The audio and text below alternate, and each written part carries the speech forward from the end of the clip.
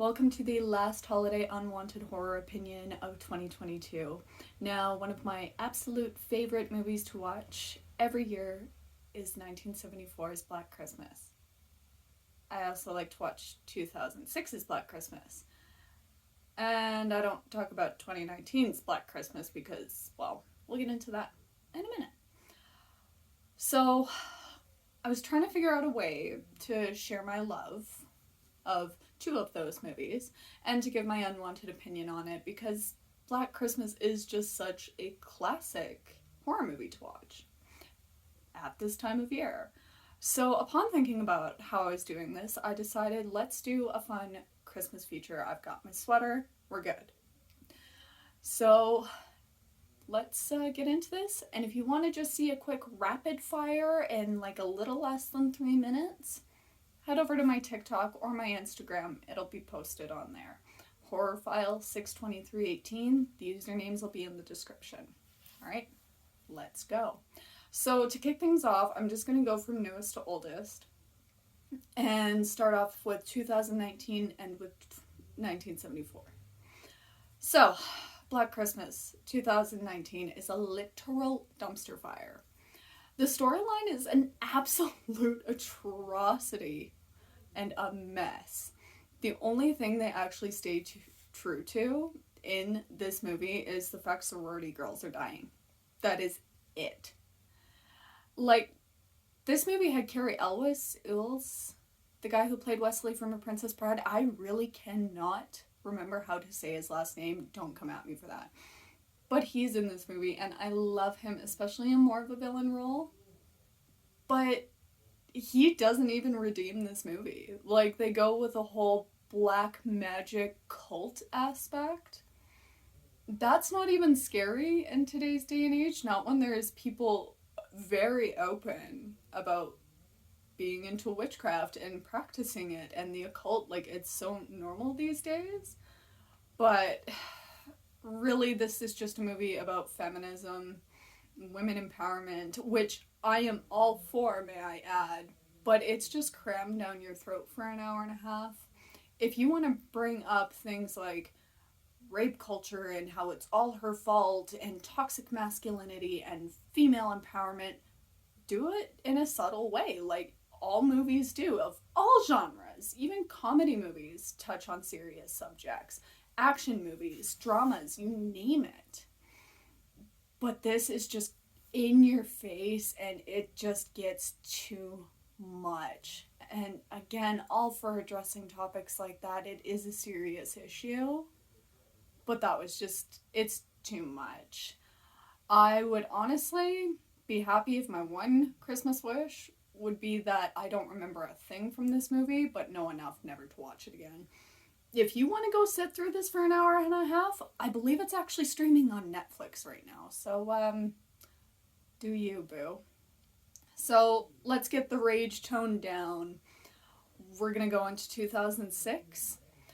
Overall, I think it's a great remake. It sticks to the premise of the original story, like killer going through hacking up sorority girls, all that.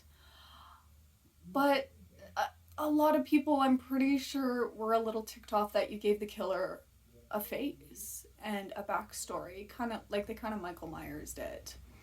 Even though this came out before Rob Zombie's Halloween, but I digress. Now, the backstory is pretty fucked up, so I'll give you the short of it. Little boy named Billy is born. He has a disease of the liver that causes his skin to be yellow. Mom hates this child, wants nothing to do with it.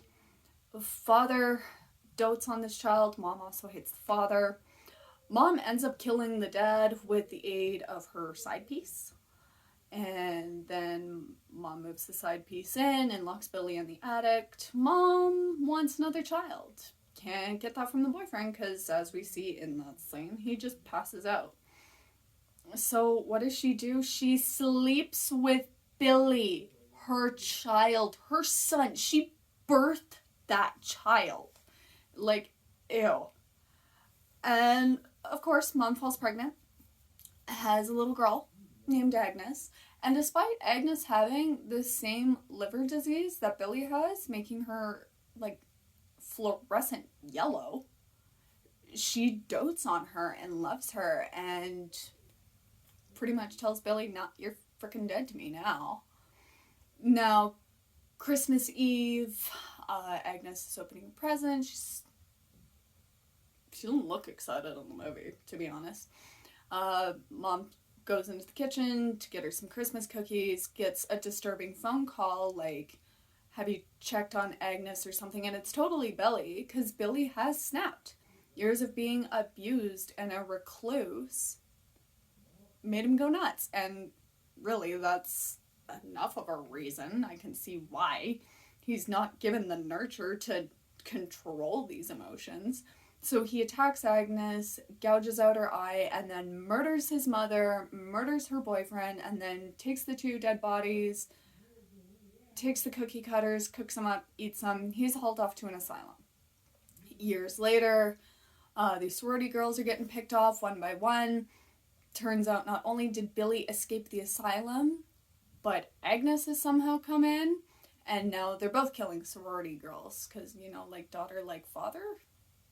Father, like daughter? I don't know. It gets pretty messed up, but it got a good scare. Like, that movie, I was a lot older. Like, it came out in 2006. I was only 14 at the time, so I watched it a few years after it had come out. And it scared the hell out of me. It actually did. It was very well done. And it's a lot of fun as well. You still got a bit of comedic undertones and kind of some of those slasher tropes as well that I love. Now, onto the original. It's now time for 1974's Black Christmas, directed by Bob Clark. And yes, the same Bob Clark that directed the wholesome movie A Christmas Story. Which, I don't know why I find that as amusing as I do. Like, I'm pretty sure it was one of those, oh yeah, that's kind of cool fun facts, but I just find it highly amusing and I really like it. Now, I did watch this one before the 2006 remake. I was 16 and I didn't like it. I thought it was boring, I thought it was dull, it was drawn out, it was dumb. But 30-year-old me loves this movie. So there's a definite difference.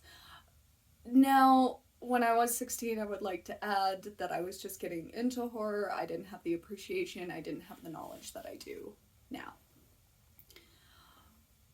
But what's great about this, it's a really good whodunit. Like, you're kind of guessing who the killer is, and then when you finally think it's the boyfriend, Peter, it's not. The killer is never caught. We don't know who this is. We don't know who's making the phone calls.